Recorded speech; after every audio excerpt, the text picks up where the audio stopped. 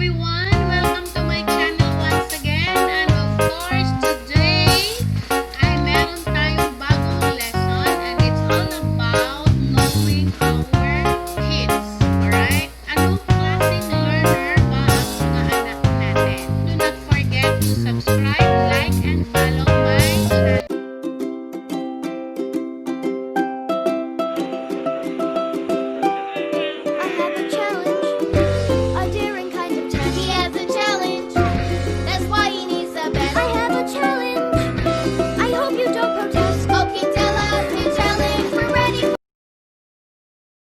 Welcome back. Alright. So, ngayon, pag-aaralan natin kung anong klaseng learner ba ang mga anak natin. Alright? Kasi, di ba, may mga pagkakataon na talagang inis na inis ka nang magturo sa anak mo. Hindi mo makuha ang attention niya. Alright? Dito, talagang natutunan ko at nakikita ko, and aside from that, nung nag-aral ako ng psychology, it helps me a lot para mas makilala yung mga anak nyo at ma-evaluate nyo. Kahit nasa bahay lang kayo, makikilala nyo sila. Alright? So, ready na tayo? Okay, so tatlo lang focus natin. Titingnan natin, evaluate natin ang anak natin kung ang anak ba natin ay isang visual learner. Alright?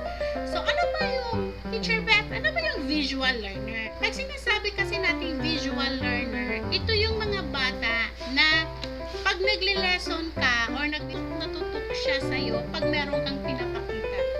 Alright? Kung meron kang picture, meron kang object, okay, if you show them some objects like, tuturo mo na kunyari yung vowels, kunyari. So, you're going to say the sound of the letter A is A, and this is an apple.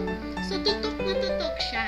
Alright? So, nakatingin siya doon, and then ituturo mo yung word na apple, tuturo mo yung letter A, na ang sound is A, and the object is an apple. Or kung hindi man picture, object mismo. Alright? So, sila yung mga bata na tinatawag nating visual.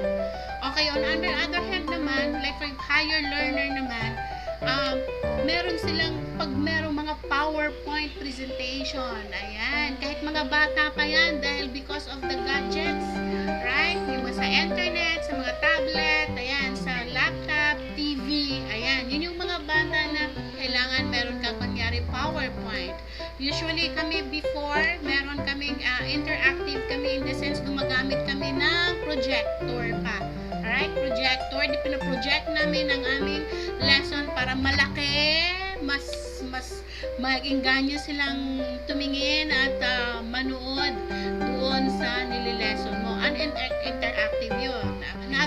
Another example sa visual na bata, yung sinusulat niya, kung halimbawa meron siyang mas ang higher level na, sa mga higher level, may mga bata na mas nagre-retain sa memory nila ang lesson pag inuulit nilang sinulat sa kabilang papel. Like for example, meron silang minimemorize.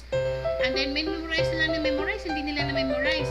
Pero pag isinulat nila ulit doon, yung nakasulat sa kabilang papel, well, nag-retain sa kanilang utak. Kahit hindi pa nila i-memorize yun, dahil sinulat nila, maalala nila yun kung saan nila sinulat at ano yung sinulat nila. So, yun yung mga batang visual. Kaya yung mga school natin, minsan, merong mga nakalagay na mga decorations, may mga wall, din mga flashcards. Kung nagle-lesson si teachers, may mga flashcards. Kasi may mga batang ganon, visual sila. So, mas natututo sila pag nakikita nila yung isang bagay. Pangalawa namang learner naman natin ay auditory. Okay?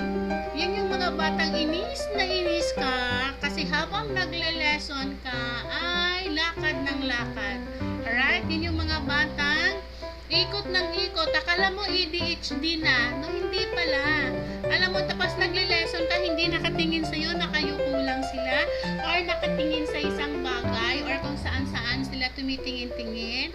But, kung tatanungin mo sila, alam nila ang sinasabi mo. Kasi, ginagamit nila ang kanilang tenga. They are using their ear to learn. So, yun yung mga batang auditory. Pag laki nila, ito yung mga bata na pumapasok sa school na walang notebook, walang pen. Yeah? Kasi they learn through hearing lang. Okay, marinig na nila isang bagay, natututo na kaagad sila. So, sasabihin mo lang yung isang word, alam na nila kaagad yun. So, they learn it through hearing. Nagtataka ka kung bakit yung anak mo ay nakikinig siya ng radio or nakikinig siya ng music habang nag-aaral. Ay merong music. Pero most likely, mas nare-retain sa utak nila yung music na mga instrumental. No, non-lyrical music. Kasi mas disturb sa kanila kung halimbawa, music with lyrics. Okay? So, no yun. Mas nakakatulong non-lyrical music. So, mas nakaka-retain sa utak nila yung nililesson. Naka-effort sa kanila mag-learn ng lesson. Yung mga auditory. Okay? Punta tayo sa number 3, kinesthetic learner. Ito yung mga learner na kung saan ay gusto ng action. Gusto ng motor skill. Like for example, nagtuturo ako ng alphabets. O, kailangan madali mag-retain sa kanila yung alphabets kung tatalunan nila yung alphabets or yung words or yung objects or yung letter or yung vowels, phonetic sound. O, yan.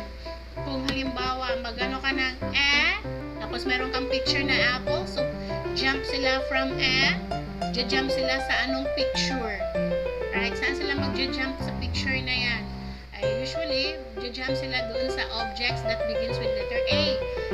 The sound is A, so punta sila sa apple. Then, what are the other objects or animals or name of person na nag-begin or nag-umpisa ng letter A or the sound is A.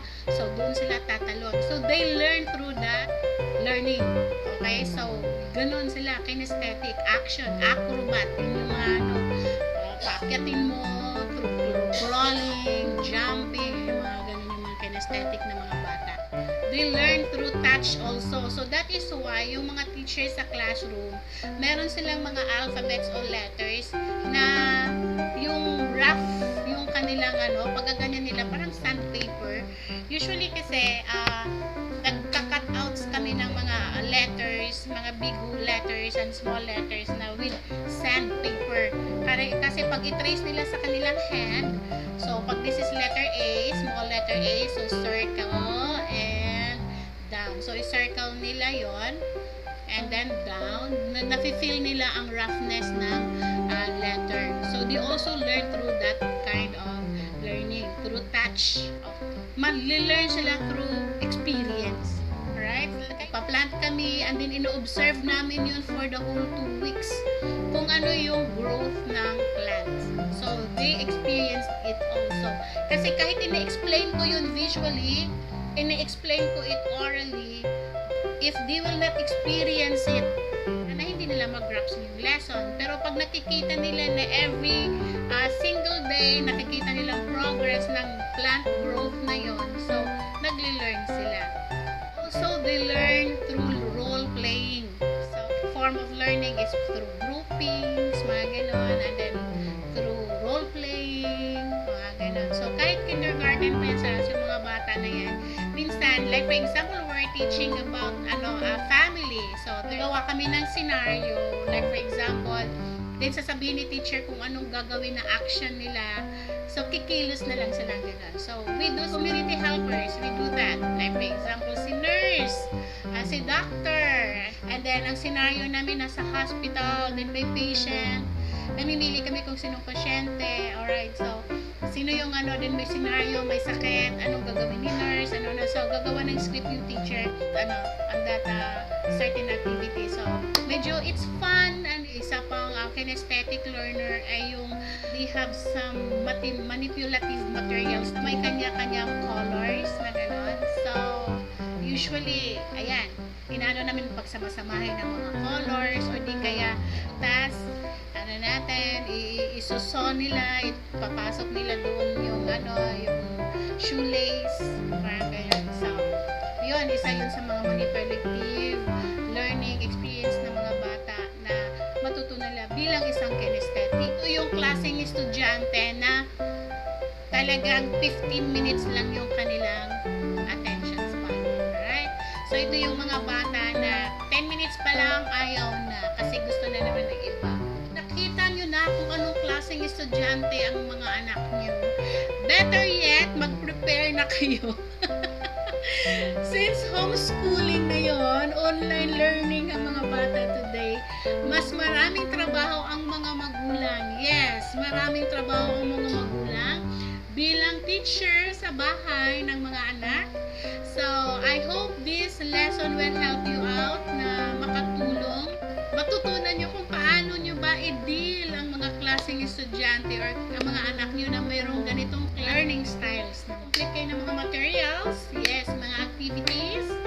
Alright, pag auditory, of course, yung mga music, i-prepare nyo yan, non-lyrical music.